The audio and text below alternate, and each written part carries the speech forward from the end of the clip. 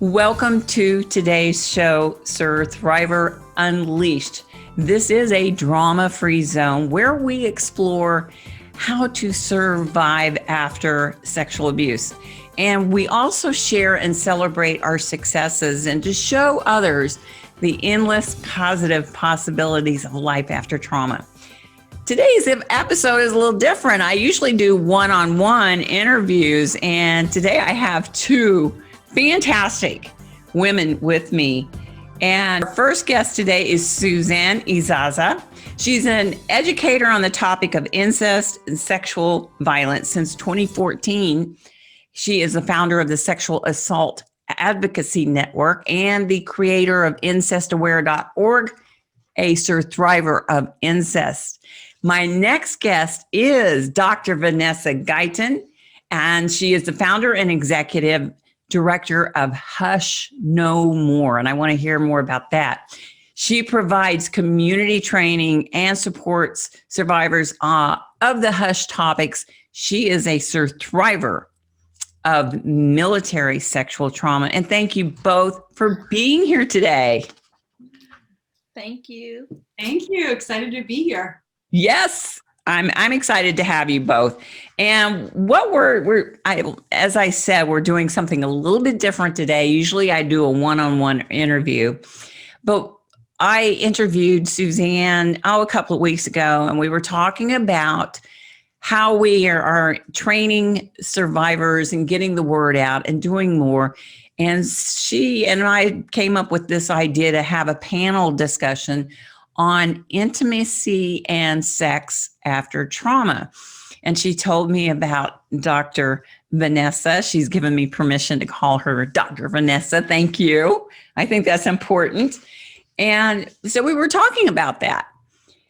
And we decided to have this three-way conversation. So welcome, Dr. Vanessa, too. We love having you here. Thank you. Thank you so very much. Yes. All right.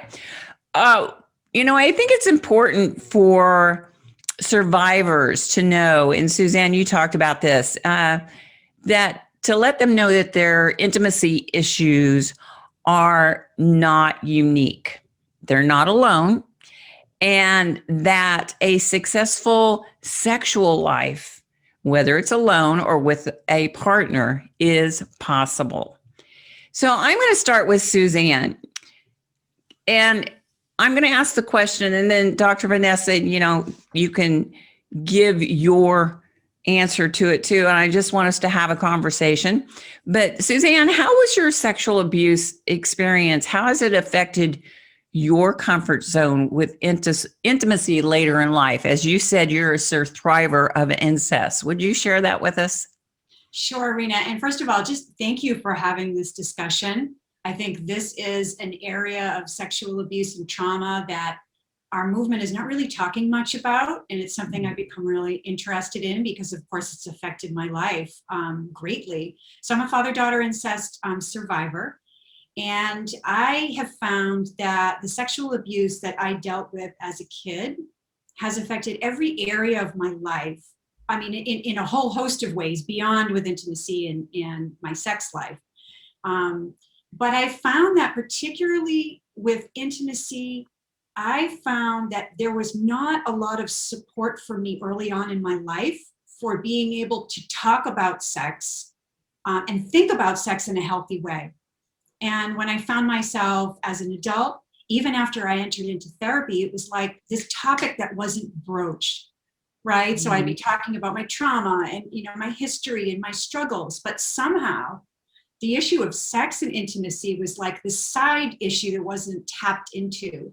And I didn't realize it at the time, but that really impacted my ability to have close, intimate relationships with people because I felt like it was off the table. It was just like a topic we are not going to talk about. And of course, like when you're raised in a sexually abusive home, your whole experience with sexuality is negative. There's fear. I felt just disgust and shame. And I had all of these feelings in my body as a youngster that I had no idea how to interpret them, what to do with them. And so growing up and then getting into adult sexual relationships. I mean, I had this whole negative perspective of what sexuality is and how I should relate in the bedroom with somebody. And so it has definitely had a negative impact on me as an adult. Yeah, and I understand that. I've always been a hugger, and some people relate hugging to intimacy, and it can be a little bit. But that's why I wanted to have the talk of intimacy and sex after trauma, because I think they're both can be a bit different, but when we can intertwine them. Dr. Vanessa, you are a survivor of military assault, sexual assault. Can you share how your experience maybe affected your comfort zone with intimacy after that? So I always talk about my life in extremes. So I never had a middle. It's either not at all or excessive.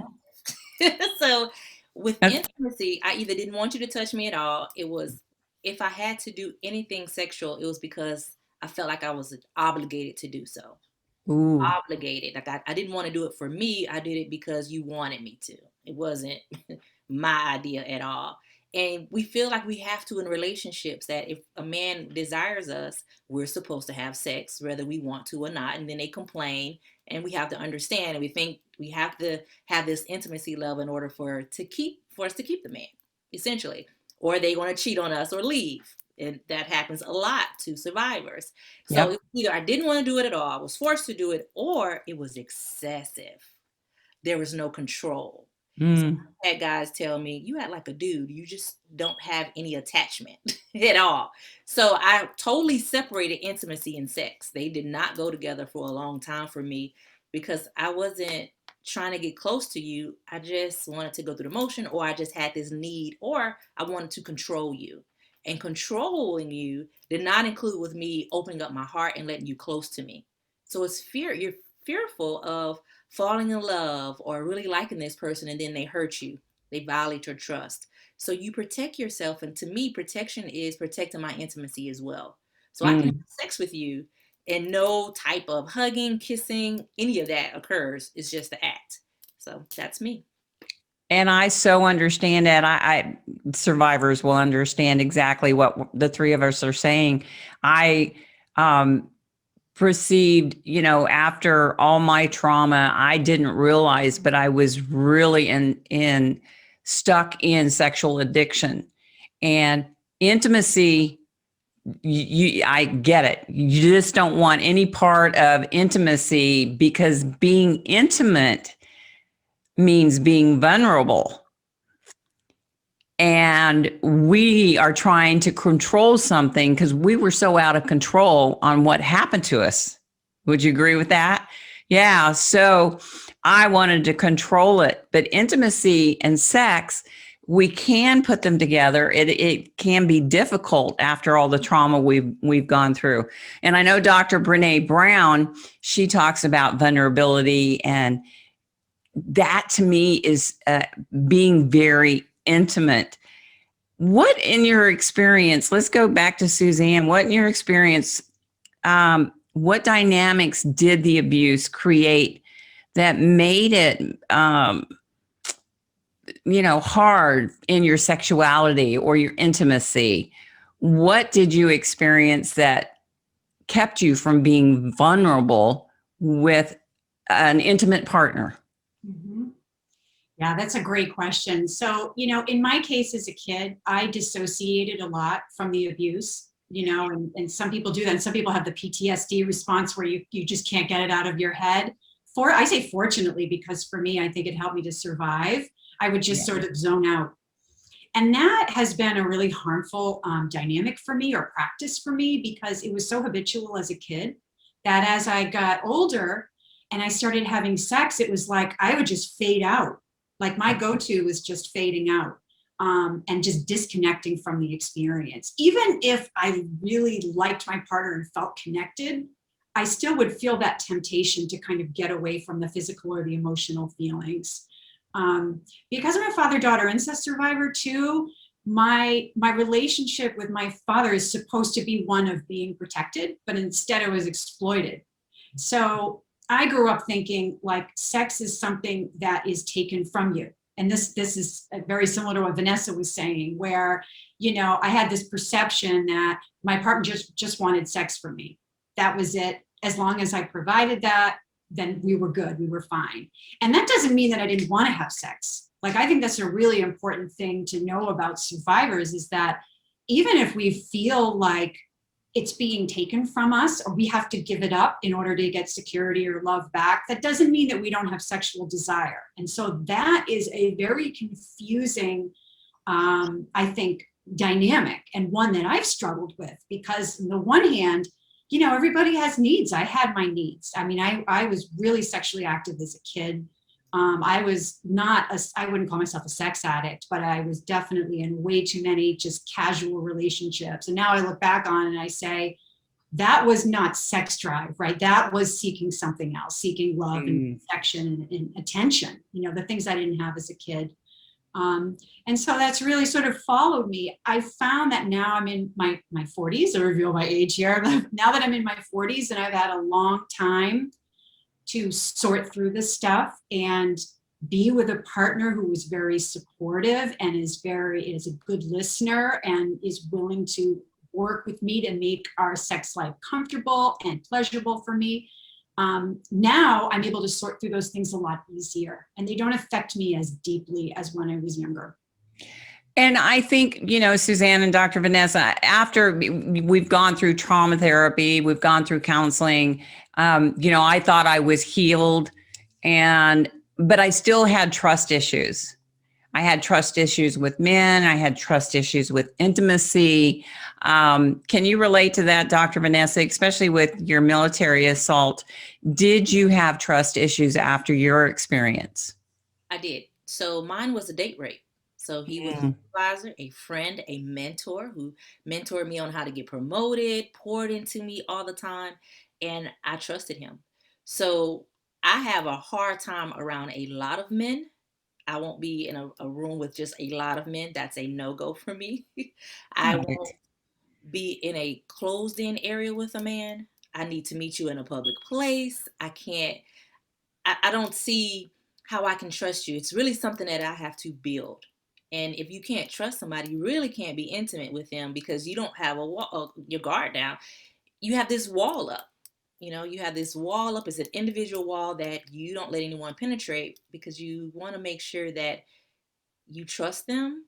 And what was funny for me in therapy, my therapist said, well, trust is when you don't trust yourself. Do you not trust yourself to make the right decisions? And I was like, no. Like, and so I had to start working on myself and my picker, making sure that I'm picking the right guy. But how can you tell if it's the right guy? So it's a trust issue, and you have to get to that point when you can let the wall down. And I think it's a personal decision when you do. And it's also a personal decision when you let them know that it's really not them, it's you, and owning that and trying to work through that. But I feel like if they really like you, they're having feelings for you, and you're special enough, they'll stick around and try to work through this with you. Absolutely. You know, and I have a program called Thriving After Sexual Abuse. And one of the stages in that is called trauma to trust. From trauma to trust. And it's all about setting those boundaries. And we, like you said earlier, that you are the man, we are submissive, we've been taught to be submissive, and whenever you want sex, you can have it. And we need to learn to set those boundaries that we don't have to have sex when we don't want it. And we have to learn to trust ourselves first and trust what we can put ourselves into in those situations, in those positions. And I love what you said, but you had a broken picker. Yeah, I understand that. Do you agree with that, Suzanne? Broken pickers, we picked the wrong people. I love that. I'm going to take that term. Go for it. Yeah, go for it. I do. I mean, fortunately, I think I made better choices. When I look back, I had every reason to make really horrendous choices, but I had a strong relationship with my my siblings. I'm from a big family. I have 5 brothers and sisters. And so there was always that influence, I think, and it kept me from going down a really horrible path. But I will say that I chose, there was a theme, you know, as I was preparing for this show, you know, really reflecting back on some of these questions. And there was a theme for me that I seemed to choose partners who just wanted to have a sexual experience and didn't want to have the intimacy, right? It wasn't that they were averse to it, but I think it was more comfortable. And it's kind of not surprising because so many people grow up now with porn. Porn becomes their introduction to sexuality. And so with porn, there's no physical, you know, touch, there's no body, it's just a screen, right? Or whatever you're looking at. And so I think I chose men that didn't require me to get beyond the checking out, right? And so as I started noticing that, I started questioning myself, like, why am I checking out? Why are they allowing me to, right? And so with my current partner now, we talk about that a lot. He says, if he notices me checking out, he'll say, wait a minute, what is going on here? He stops and he's like, this isn't acceptable. So he sets sort of the tone that intimacy has to be present when we have sex, right? Or it's not a sexual experience. And I did not grow up in my early relationships practicing that at all. I mean, I just thought as long as, like Vanessa was saying, going through the motions, we're good. But intimacy is way beyond that. I think it's trust. I think it's being able to share the real you. You know, I mean, I kept a lot of the inner struggles and some of the panic and some of the things that I was feeling from my partner. I didn't tell them that because I thought, like, first of all, they wouldn't be able to handle it. And second of all, I didn't want them to leave, to think that I was a mess, right? So I just kind of kept it all inside. But if you have that type of relationship where you can't hide it, you can't keep it all inside, that's a good place to be. And most of my relationships were not like that.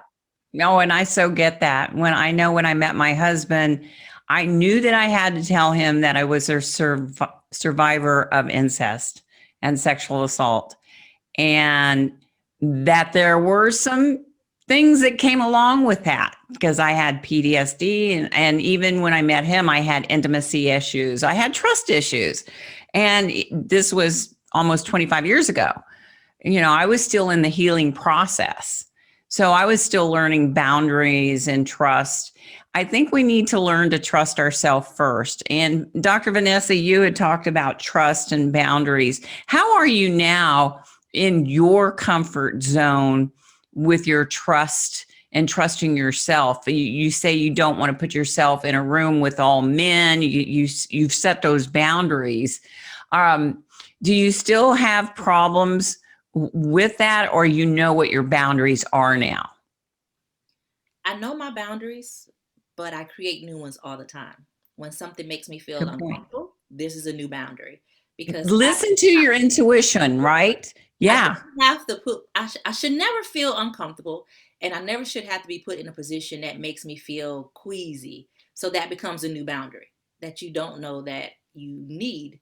So I think it's a continuous. Sometimes you could change some of your boundaries, increase them, decrease them, continue them, but it's something that is your choice, and nobody should make you feel bad about a boundary. So if I want to meet in a public place and you don't, then you're just not the one for me, because I am going to meet you in a public place, and that's the end of it. Good for you. It's my choice. Yeah. My right.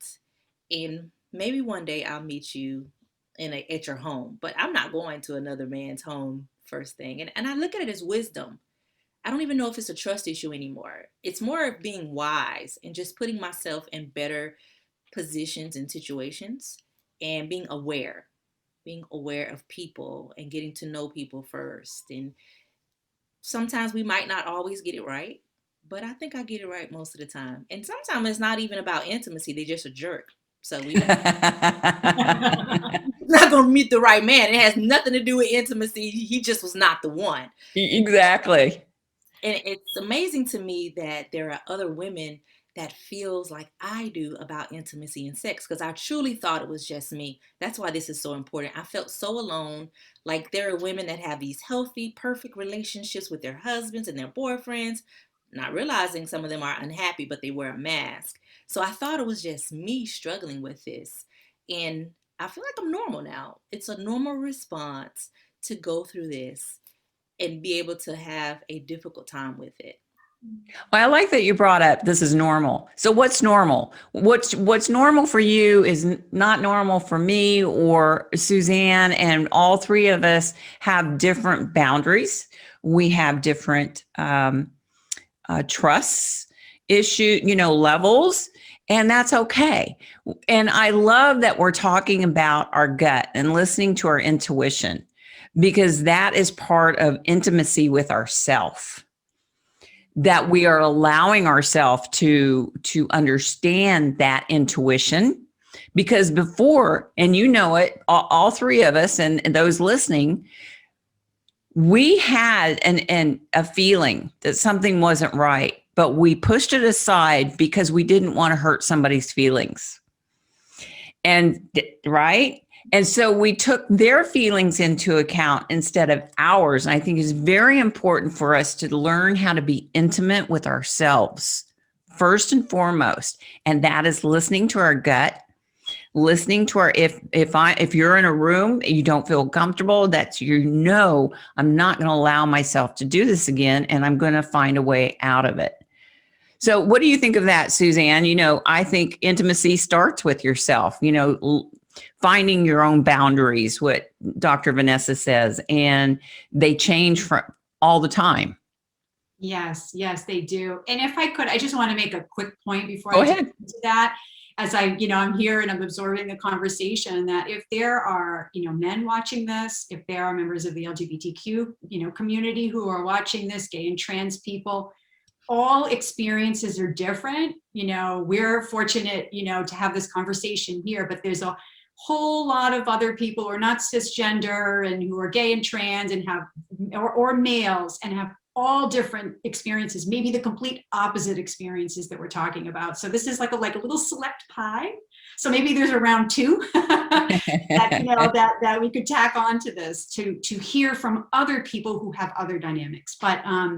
But yes, I definitely think, the setting of the boundaries, little boundaries, really, really important for feeling safe. I will say though, that I have learned to really challenge myself. So let me back up. So as I got older and started being in more long-term, committed relationships, I was just kind of surviving through the sexuality piece. And I was just trying to feel good and feel safe and feel normal, right? Now I'm at the point where I'm trying to push myself beyond that, because safe and normal sometimes for me is not actually ideal. But I think it was important for me when I was younger. I had to start feeling safe before I could move any further in my relationships and making progress on this. So now I'm kind of pushing myself outside of my comfort zone to say, okay, I know I don't like being in this anxious space of saying, I don't like it when you do that. This is what I want. This is what I don't want, right? So these are all outside my comfort zone. Even just saying it now is ooh. But I'm pushing myself to do that. And I don't necessarily feel safe doing that. But I realize to have better intimacy, that's where I have to go. That is my journey. That's where I need to be.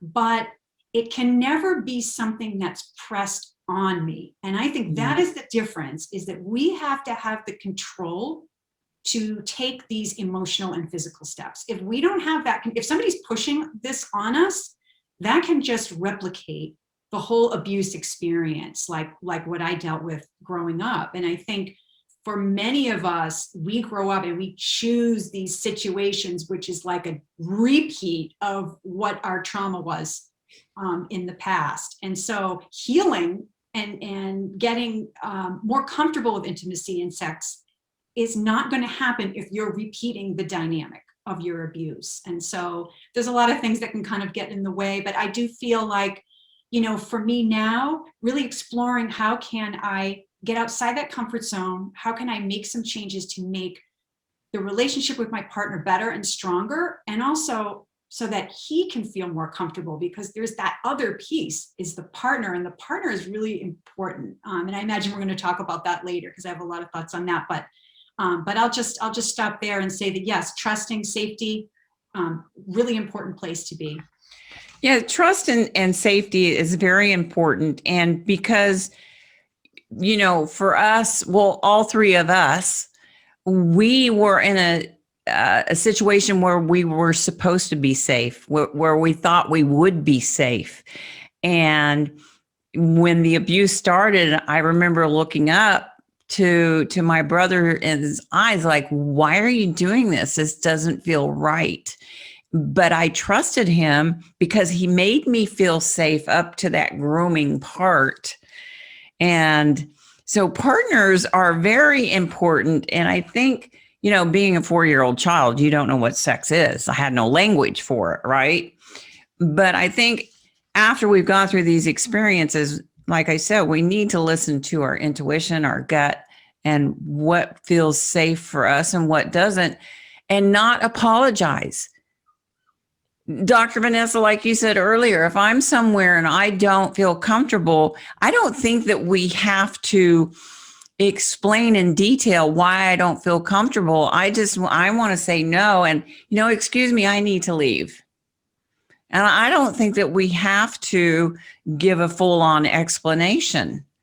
I don't know. What do you think about that, Dr. Vanessa? When you're dating, no. But I think if you're in a committed relationship and you're trying to get to the next level, then I think it's important to explain why. This is how this makes me feel. This is why. It has nothing to do with you, but can we try something else? Can Absolutely. we instead? Because we need to have that communication. A part of us, we shut it down and we don't express it. So healthy relationships includes healthy communication. And here's a good point too, Dr. Vanessa and Suzanne. If that person is unable to have that conversation with us, then they aren't the right person. Nope. And it's good to find that out up front. If we're starting to date or to thinking about marrying this person, if they're not comfortable, if they don't want to have these conversations, well, don't be afraid. This is for the survivor. Don't be afraid to say, hey, this person may not be the right person. You know, if they've got a problem with talking about intimacy and they don't care about our feelings, I mean, you want to get out of there. Definitely. I've had guys that once I came out and started talking about my MST, they said, you never told me. Why didn't you say anything? Well, one, because I didn't want to. But I wonder if things would have been different if I would have had the conversation. I think sometimes our fear makes us think that all men are the same. All people are the same in relationships. And I didn't give a lot of guys a chance. And so I have had some that came back and said, you didn't say anything. And I was like, well, it's my choice. I didn't have to. But it was something that I needed to start thinking about. If I really want to get serious, at what point do I start sharing this information and having a healthy relationship and healthy conversation? That's a good point. And I don't think we should feel bad. Should I have said it up front? Should I have said it later? Should I have said it at all? That going back to trust and, you know, creating your boundaries.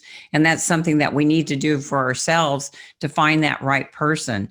So, Suzanne, yeah, I do want to talk about partners because, you know, you talk about your partner and being with a partner.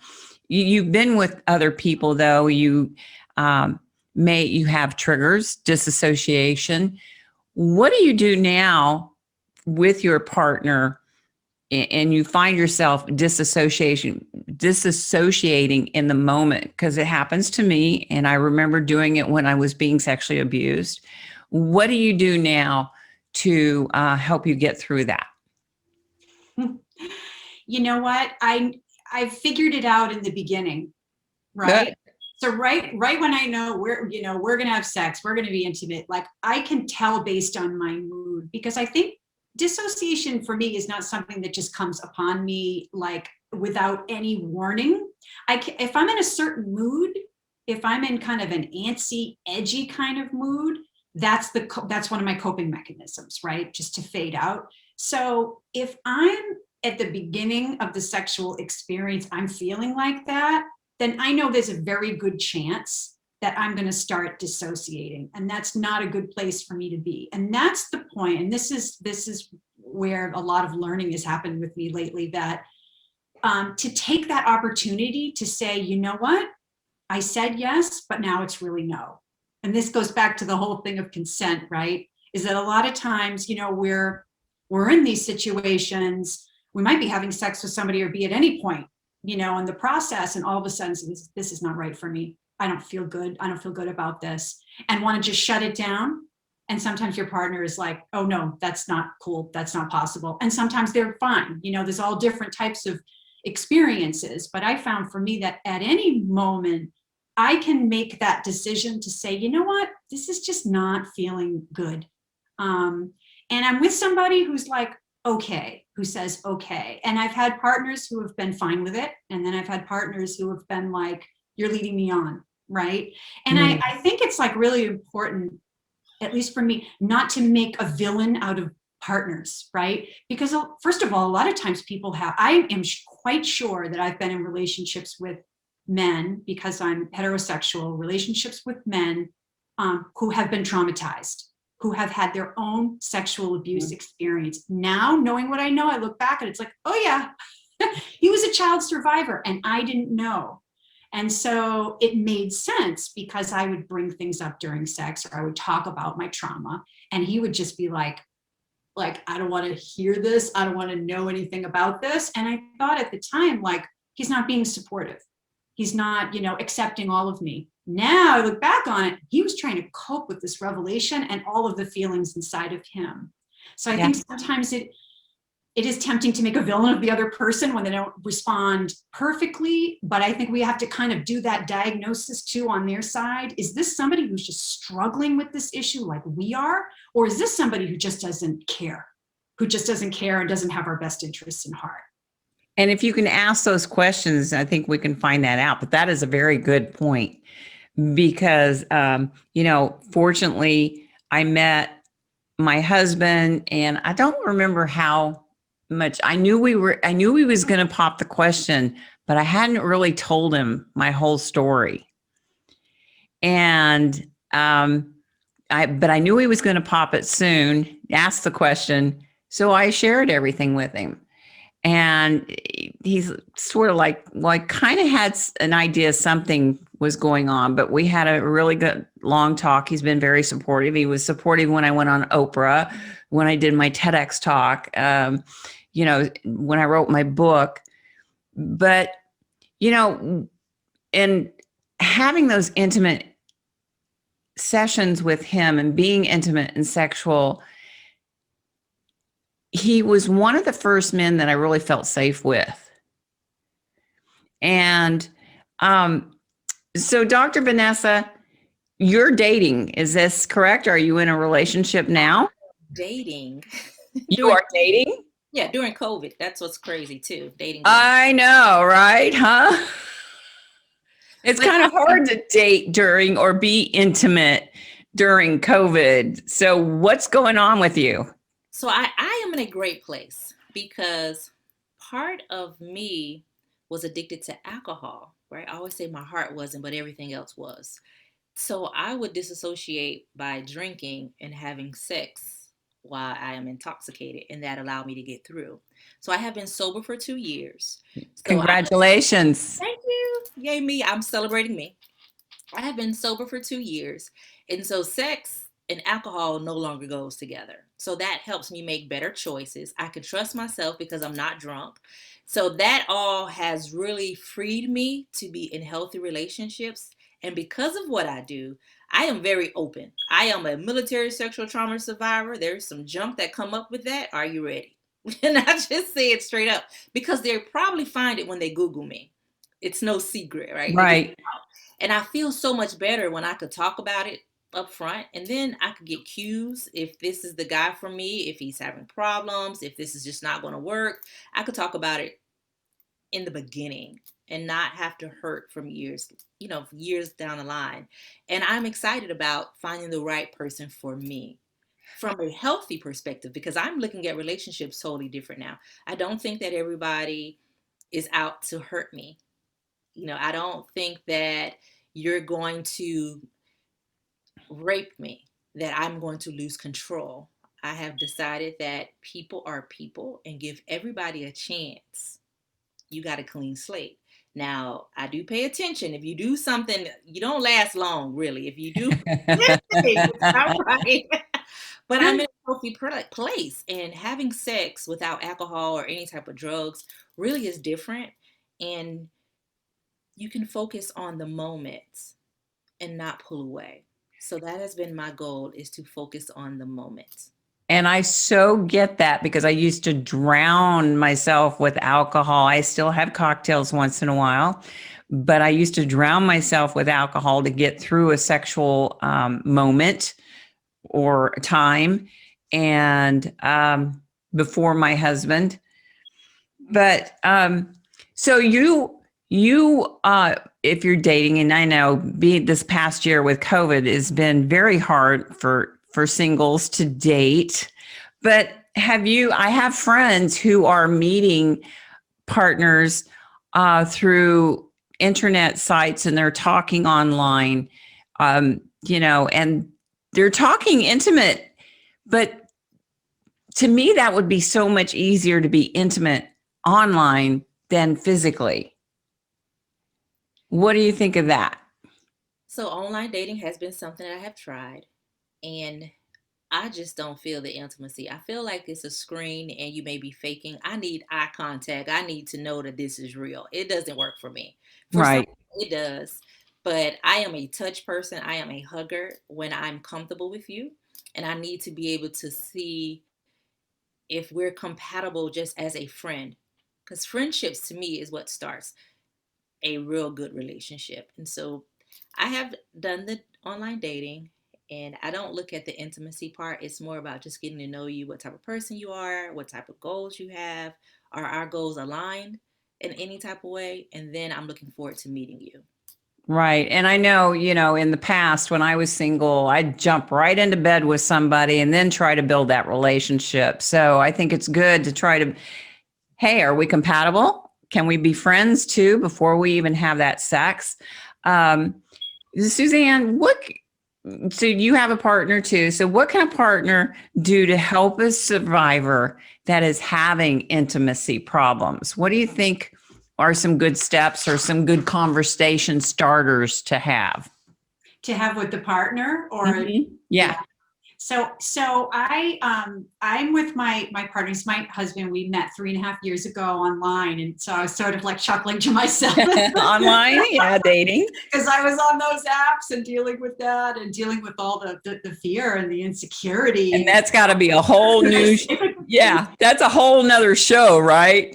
Online dating. And I know people. I have friends who have been assaulted through dating apps and meeting people and really having bad experiences. But so our relationship is actually pretty new because we're newlyweds. This is the second marriage for me.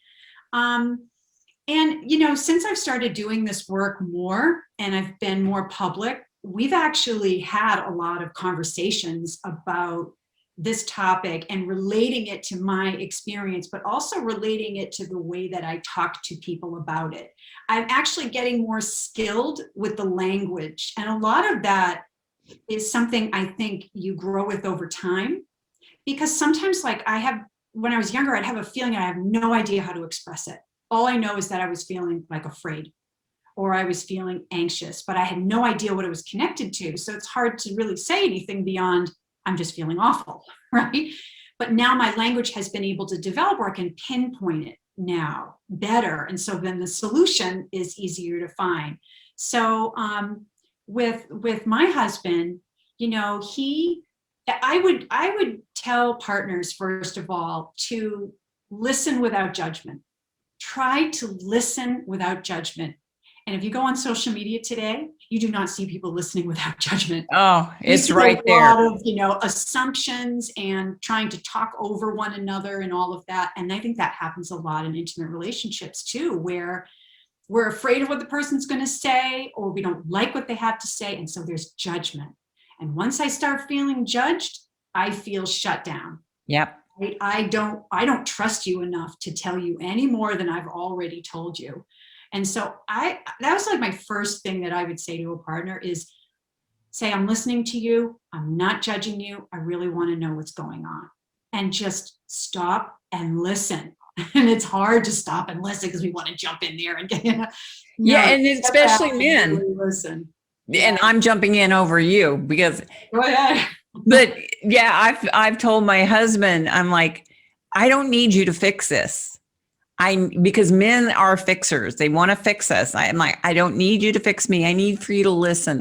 And I don't really even need for you to give me any advice. I just need for you to listen and let me, and then we can have that conversation. Dr. Vanessa, so you are dating. I know we're in the life of COVID right now. It's difficult to be intimate with people, but you said that you are, when you get to know people, you're telling them more up front than waiting to see if you're going to have a relationship, your sexual assault experience. Just, tell me a little bit about that, and how would you share with other survivors how to share their story with a new partner? So I think it's important that you are healthy when you start sharing your story. You can't share it from a broken place, because then that person might feel sorry for you or empathetic. You start feeling that they might start crying with you. So you really want to do it from a very healthy place. That's number one. Once you're healthy, you tell them, this is me. And I just want to be transparent. I just want to let you know this is who I am. And I also want to let you know, how do you treat me? How do you make me feel good? People don't know how to treat you. They don't know how to make you feel good. We have to tell them that. So I will say, if I'm having a bad moment, I will tell you this. And I might come up with a code word. We can come up with a code word if we need to stop. Maybe I need to say, can we take a break and re-engage? Or can we just lay here for a moment? But I must tell them how I feel and what makes me feel good and what makes me feel safe. And then I have a partner that is trying to do that for me. So that's number one. You have to know yourself.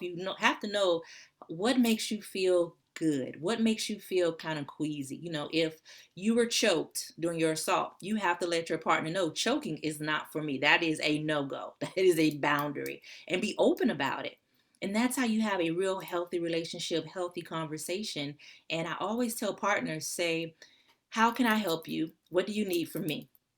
If Right. a partner tells me that, I'm like, yes, this is what I need from you. This is what you could do for me. I might not need nothing, but ask me, and then I could tell you, this is what makes me feel good. This is a position that is okay with me. If you were assaulted in a certain position, you may not want to go into that position again. Let your partner know that. And so I am very forthcoming. This has not been an overnight thing either. My assault happened in 1995.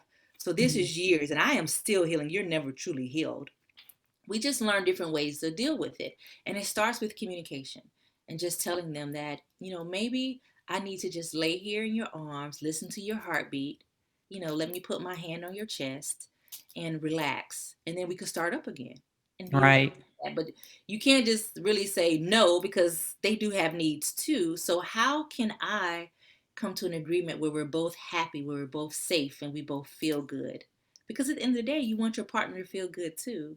Yeah, we can't make it all about us, because they have needs too, and we need to be open to what their needs are, and if we're able to meet them. And I agree with that. My husband and I have been married almost 25 years, and we've been to marriage counseling for communication problems, and I went through counseling 30 years ago for my trauma, my incest and sexual assault. But I realized that just going through counseling, I wasn't one and done. And you brought it up. We're still healing. We will always heal. And maybe I have this PTSD from the sexual assault. Maybe it's from something else. We need to trust our bodies, what it's telling us, if we're comfortable. Trust is a big, big thing. And so, Suzanne, I want to go back to you for a minute. Like I said, that my husband and I have been to marriage counseling, and we've never gone through sex or intimacy therapy or anything like that. I don't see a problem with it. Would you suggest that for couples who may be experiencing it? And I'll talk to you in a minute, Dr. Vanessa, on that too.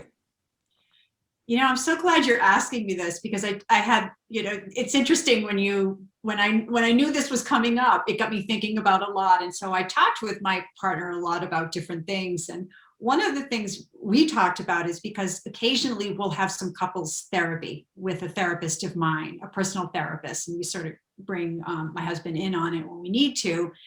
And we were talking about this the other day, and all of us sort of looked at each other and said, how would you even find a therapist like that?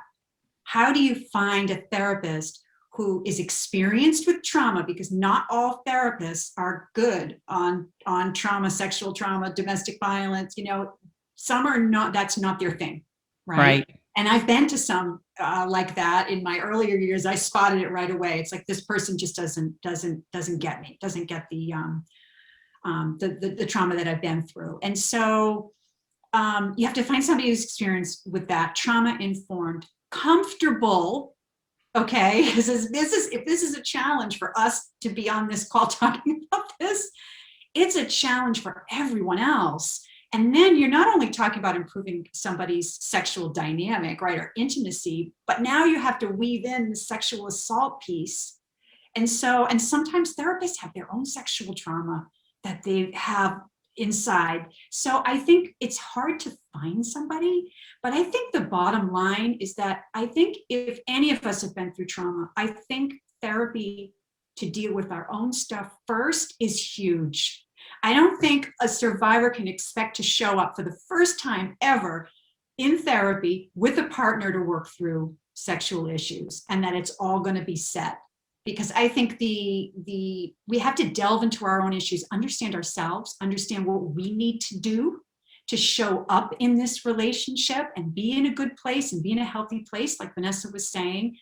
We got to figure that out, which I don't think it's hopeless, but I think we'll get maximum benefit if we're in therapy ourselves.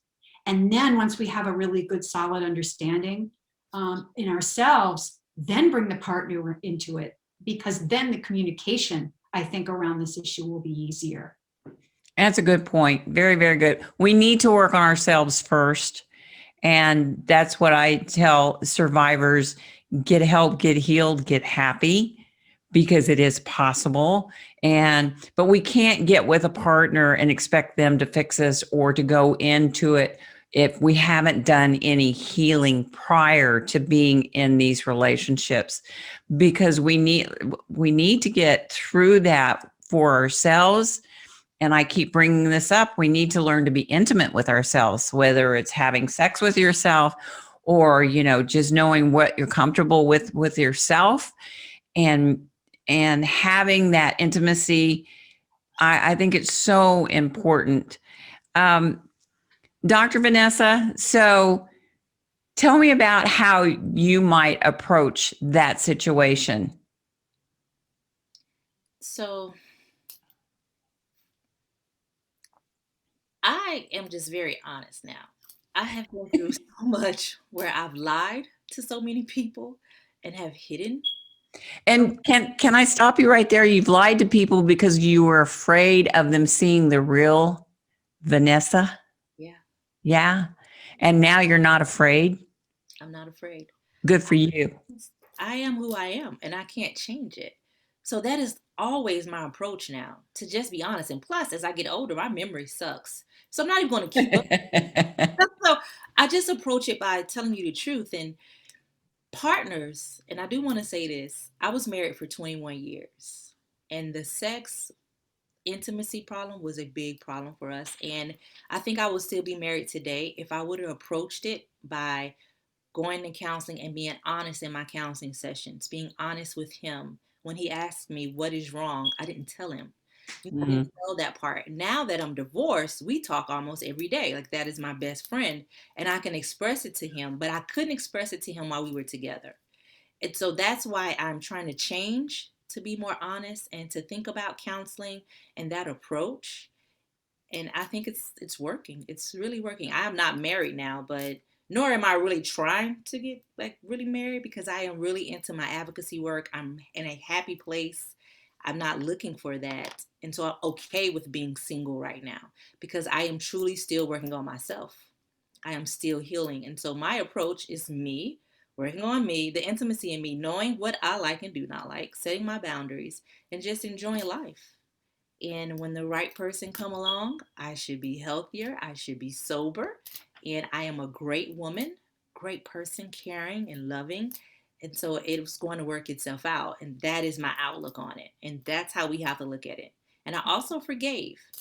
That made a big difference, is forgiving my rapist, so I'm not carrying all that heavy weight, and I'm like a butterfly, and I still have bad days, but I talk myself out of them, and I go to counseling, and that's probably what's going to happen for the rest of my life. And that's how I approach it. And that's okay.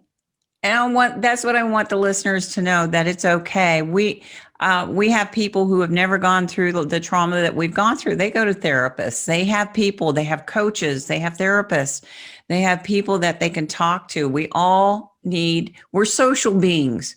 We have to talk. We can't keep it all bottled up in us. And so I think it's important, the strongest thing that we can do is say, I need help.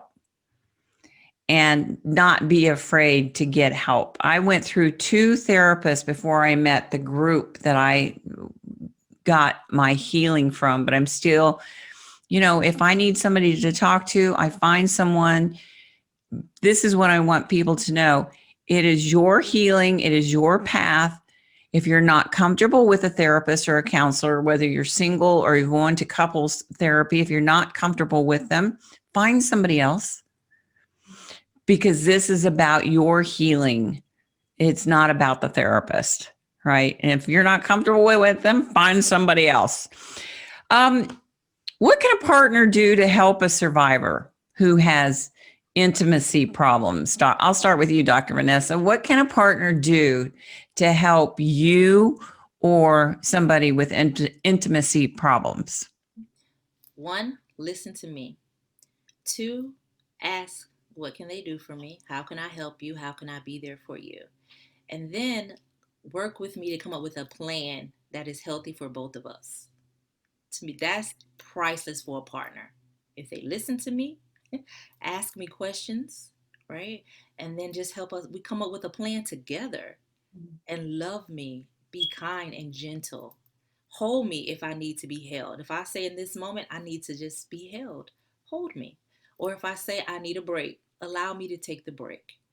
Allow me to have the moment to myself where I need to process this. If I start crying, it's not the end of the world. Understand that I call them butterfly tears. There are times that I'm just going to cry, and realize that it's not you.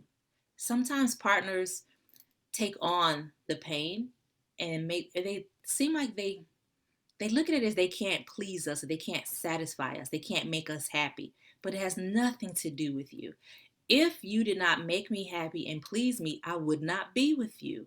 Accept the fact that this is something that I have to deal with, and I really like you, I love you, I am here with you, I just need a moment. And be okay with that, because it's not you. That's a good point. And what Suzanne, you said earlier, is to listen and don't pass judgment. And if this person can have a conversation with me, that to me starts the intimacy portion of it before we even get into sex. Conversation can be intimate. Like we've said before, you didn't tell your first husband. You wouldn't share because you were afraid to be intimate. I think you agree with that, right? And now you're more intimate conversationally anyway with him now, because you trust him and you're not afraid to open up. So I think intimacy starts with a conversation. That if we're not comfortable sharing with that person, yeah, sure, we can have great sex, but it's just going to be sex. But we're talking about intimacy and sex together. So you can have one or the other. You have to know that boundary, or we can learn how to put those two together. Suzanne, would you agree with that? Definitely, definitely. I think listening, without judgment is one piece, but I think there's a part B. I think that partners also have to speak up and say what they want and what they're struggling with the relationship. And again, a lot of partners have their own sexual trauma and we might not even know it, right? So I think it's tempting to think of the partner as this person who's going to heal and be listening and help us through all of our bad moments. But actually, it's difficult for any one of us to do that, even for our kids, right? Right? They say that about parents, you're always supposed to be the perfect parent. Like, who's perfect parent? So I have asked my partner this: what is it that you want? What are you struggling with me? Right? But like Vanessa said, you got to be in a good place to ask that question, because sometimes what you hear is not what you want to hear. And I've heard things that I don't want to hear, and it's not that they're bad things about me, but he struggles with my struggle.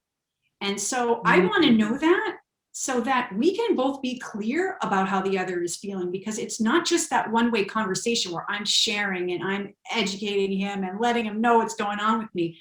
If I'm not open and receptive to hearing back, that's one-sided. And so you can end up getting back into this dynamic. And I remember having a conversation with a good friend of mine about 2 years ago.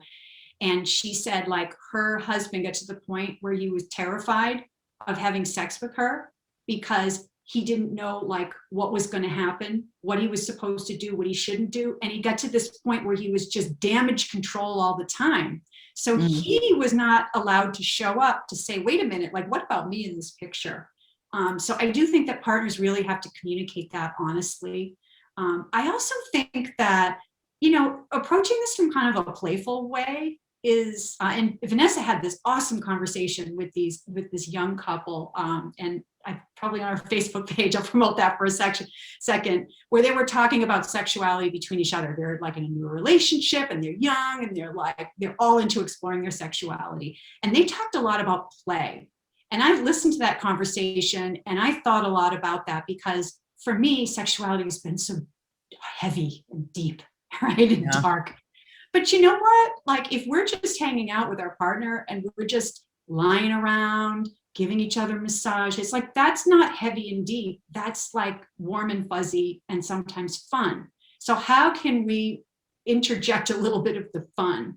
And so we've been talking a lot about that, my partner and I, how can we sort of make things more fun and enjoyable and happy-go-lucky, to try to shift away from sort of just this really deep, dark place. And for me, that's actually really helpful, just to not look at sex as just sex, but what are the other parts and elements that we can draw in that are more fun for me? And they actually might be fun for him too.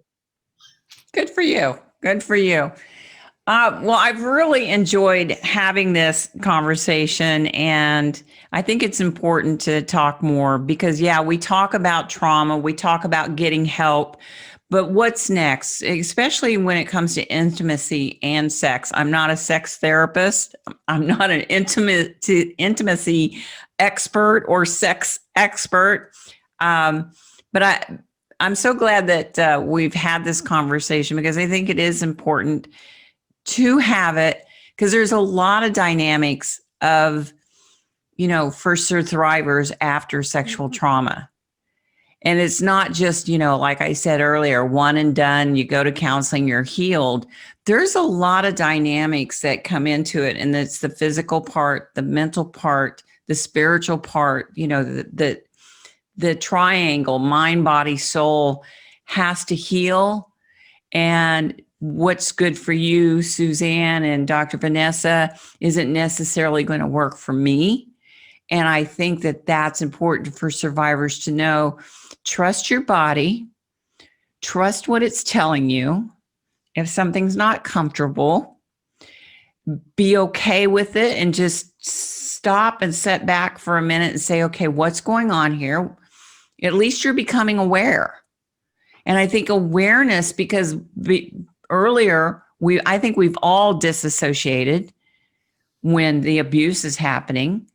But it's okay to become aware of where we are now and to be kind and gentle with ourselves, to give ourselves some grace and space to become more intimate with ourselves and with our partners.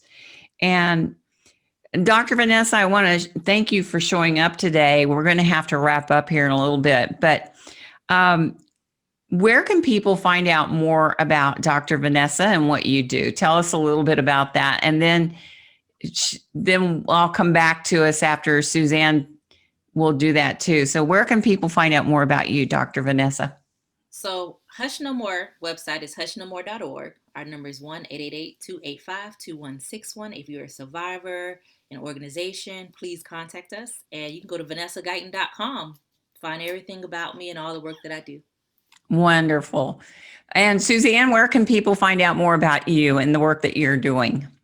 So I also have a website. It's SuzanneIsaza.com. I have some projects that I'm involved in. One of them is incestaware.org, which is an all things incest website for survivors, people who love and help them, and people who want to advocate and build awareness. And that's incestaware.org. I'm very active with Vanessa as well with the Sexual Assault Advocacy Network. And that's at SAAN Community, and SAAN is SAAN, SAANcommunity.org.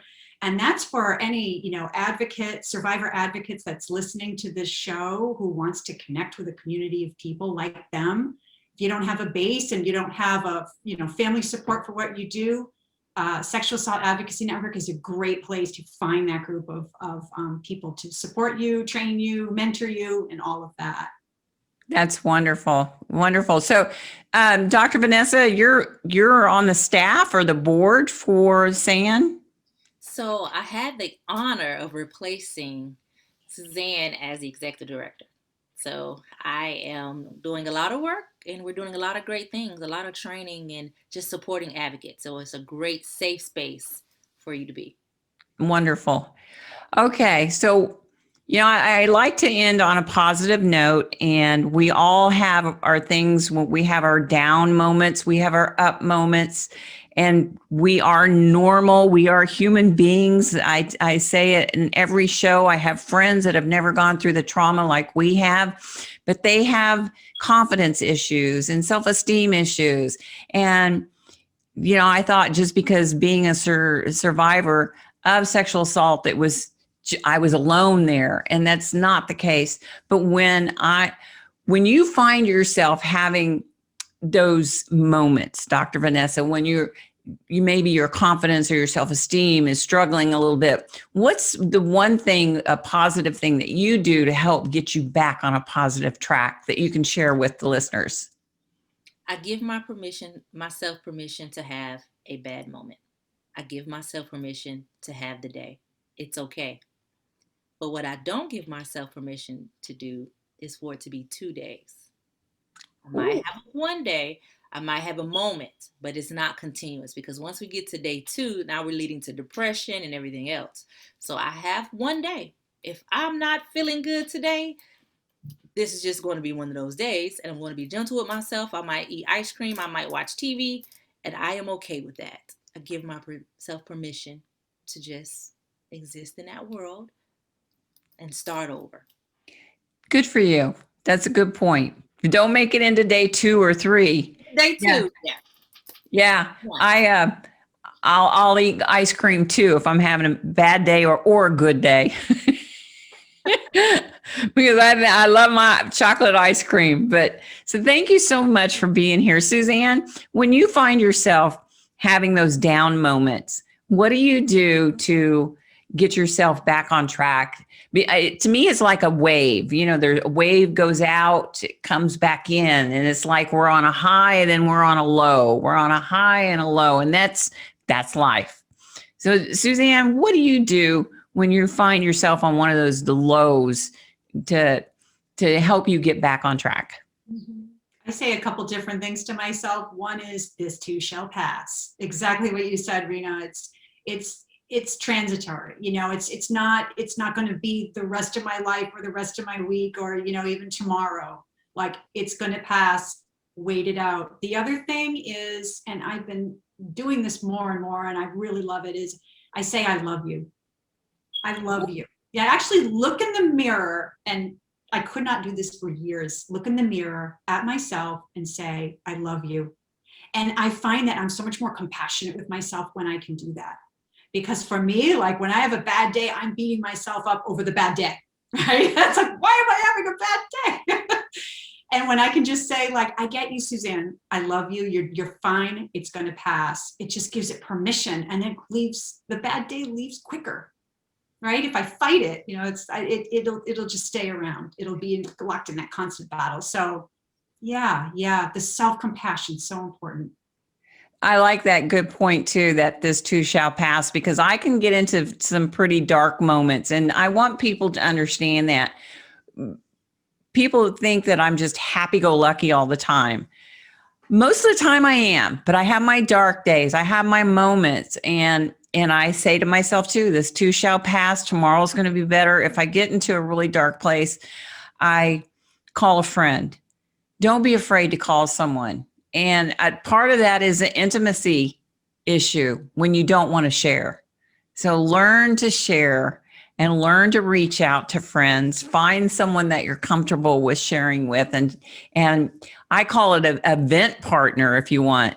I'll call a friend and say, I just need you to listen, please. This is where I'm at. This is what's going on. I don't need you to fix it. And I'll do that with my husband, but I need to get it out. But becoming aware of where I am in the moment. And I have a program too. It's called Thriving After Sexual Abuse. There's a lot of affirmations. We do affirmations. We do visualizations. I have a moving vision board that I offer to my clients. But I want to say thank you to both of you for being here today. I wasn't sure how this was going to go. I think it turned out perfect. I hope you had a good time, Dr. Vanessa. I did. It was girl time. We had a great conversation. We're going to have to do this again. Suzanne, thank you I have to say this was Suzanne's idea to maybe have this panel discussion. And like I said, with my interviews before, it's usually just been one-on-one, and I might have to do this more often. Yeah. It's definitely a different conversation, but I love this too, because this is a topic I could learn so much more about. And just listening to Vanessa and listening to you too, Rena, like share about your own experience, it helps me learn at the same time. So that's one thing I love about group conversations. You just learn so much more. But yeah, I'm really appreciative that you gave this topic the mic today, and I'm hoping that it inspires more people to have these types of conversations, because a lot of people are really struggling with this, and it's breaking up relationships. And so just talking about it can be a really good first step to normalizing these struggles and helping people get on a better path. These struggles are real. They're normal. Don't beat yourself up. Give yourself permission to heal. Give yourself permission to be aware of where you are. And like I said, give yourself grace and space. It's not a race to get there. Become aware of where you are in the moment, and have gratitude for that you are aware that maybe something's not just right. So thank you, ladies, for being here today. I've really had a good time. I hope you did too. Thank you. Good. All right. Well, sur-THRIVER, thank you for listening in today. I hope you've enjoyed the program. And in the show notes on YouTube and on the podcast, I will have Suzanne and Dr. Vanessa's information where you can reach out to them and find more information on them, as well as myself. So I'm Rena Romano. Thanks for tuning in. And until next time, sur-THRIVER, I wish you peace, love, and ciao for now. And that's a wrap. That was good. Yay!